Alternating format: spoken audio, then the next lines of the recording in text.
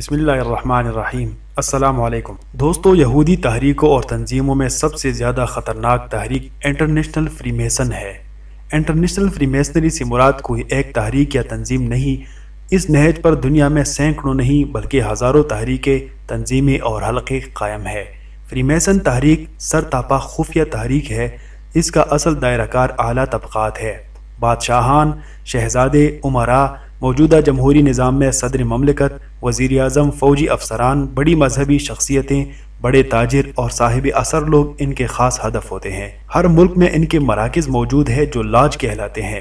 مختلف آزمائشوں یعنی ٹیسٹ سے گزرنے کے بعد ہی کسی کو لاج کا مستقل رکن بنایا جاتا ہے۔ اس رکنیت کے کئی مدارج ہیں جو ڈگری کہلاتے ہیں۔ ہر ڈگری کی رکنیت کے لیے کچھ شرائط ہے اور ہر ڈگری کارکن صرف اپنے برابر کے ڈگری والوں سے ربط اور تعلق رکھ سکتا ہے۔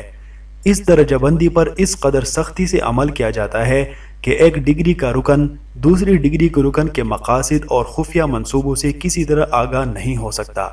اونچے درجے کے اراکین کے مقاصد دوسرے اراکین سے، خواہ ان کی پوری زندگی فری میسن تنظیم کی رکن کی حیثیت میں گزری ہو، انتہائی خفیہ اور رازداری میں رکھے جاتے ہیں۔ اس تنظیم کا طریقہ کار اتنا خفیہ ہے کہ اس کے بارے میں معلوم کرنا بہت مشکل ہے۔ لاجوں کی رویدادیں غیر معمولی طور پر خفیہ اور انتہائی رازداری میں رکھی جاتی ہیں اور ان کے اراکین کے علاوہ کسی اور کو اس کی ہوا تک نہیں لگنے دی جاتی۔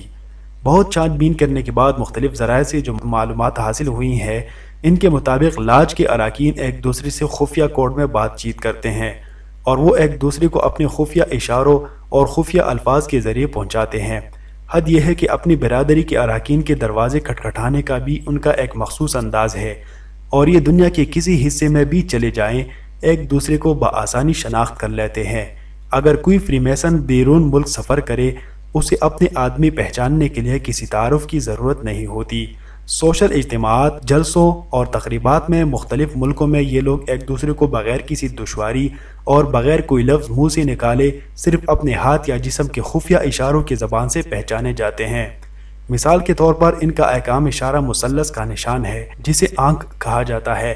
اگر کسی اجنبی ماحول میں کوئی فری میسن یہ معلوم کرنا چاہے کہ وہاں اس کی برادری کی اور کتنے افراد موجود ہیں، یا کسی اجنبی ماحول میں وہ خود اپنی شناخت کرانا چاہے، تو وہ صرف اپنی انگلیاں اپنے کوٹ یا واسکٹ کے بٹنوں کے درمیان رکھ کر ایک طرف اپنی انگلیوں سے مثلث بنائے اور دوسری طرف اپنے کوٹ کے دامن سے ایسی مثلث بنائے تو برادری کے تمام اراکین جو اس جگہ موجود ہوں گے اسے فوراً شناخت کر لیں گے اور انہیں ایک دوسرے سے متعارف ہونے کے لیے کوئی لفظ منہ سے نکالنے کی ضرورت نہیں ہوگی۔ فری میسن عام طور پر ملک کے اعلیٰ افسران کو اپنا رکن بناتے ہیں، یا غیر ملکی بڑی بڑی کمپنیوں کے مالکان اور عہدیداروں کو رکن بننے کے لیے کسی خاص رنگ، مذہب، نسل یا قومیت کی قید نہیں دی جاتی، بلکہ اس ملک کے شہریوں کو رکن بنانے کی ہمت افزائی کی جاتی ہے اور اس کے بعد منصوبے کے مطابق انہیں اپنے ڈھب پر لایا جاتا ہے۔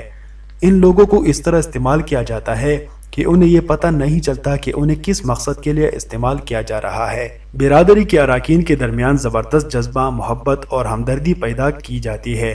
محض لاج کی رکنیت کسی سرکاری افسر کے لیے اس کا حقدار بنا دیتی ہے کہ اسے دوسرے افسران کے مقابلے میں جلدی ترقی ملے۔ یہ عین ممکن ہے کہ لاج کے اراکین میں صرف ایک آدھ یہودی ہو، یا ممکن ہے کہ اس میں ایک بھی یہودی نہ ہو، لیکن اس کی تنظیم اس طرز پر کی گئی ہے کہ بالآخر عالمی صہیونیت کے مقاصد کی خدمت کرتی ہے۔ کسی خفیہ تنظیم کی مطلق العنانی، جسے صرف محسوس کیا جا سکتا ہے، پس پردہ کام کرنے کی وجہ سے زیادہ بے ضمیر ہوتی ہے۔ یہ تنظیم خود پس پردہ رہ کر اپنے گماشتوں کے ذریعے کام چلاتی ہے جنہیں حسب ضرورت تبدیل کیا جا سکتا ہے۔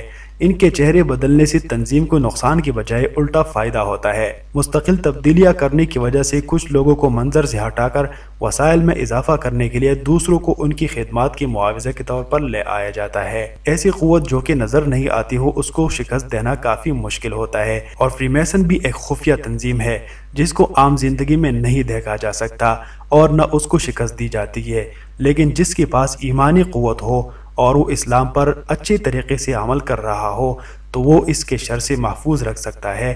اللہ تعالی ہمیں اسلام پر اور قرآن کریم پر عمل کرنے کی توفیق عطا فرمائے، آمین۔